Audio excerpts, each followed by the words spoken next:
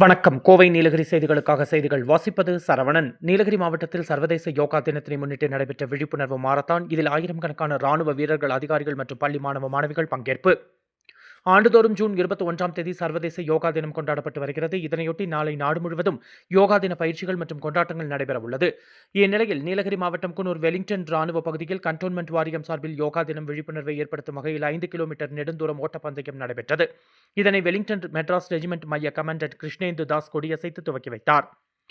இந்த தொடர் நெடுந்தூர ஓட்டப்பந்தயத்தில் அக்னி வீரர்கள், ராணுவ அதிகாரிகள், ராணுவ வீரர்களின் பள்ளி மாணவ மாணவிகள் மற்றும் மருத்துவமனை ஊழியர்கள், கண்டோன்மெண்ட் வாரிய ஊழியர்கள் உட்பட ஆயிரக்கணக்கானோர் கலந்து கொண்டனர். நெடுந்தூர ஓட்டம் தங்கராஜ் ஸ்டேடியத்தில் நிறைவு பெற்றது. அங்கு கண்டோன்மெண்ட் வாரிய முதன்மை நிர்வாக அதிகாரி பாபா சாஹிப் லோட்டே மற்றும் ராணுவ அதிகாரிகள் உட்பட ராணுவ வீரர்களின் யோகா பயிற்சி நடைபெற்றது.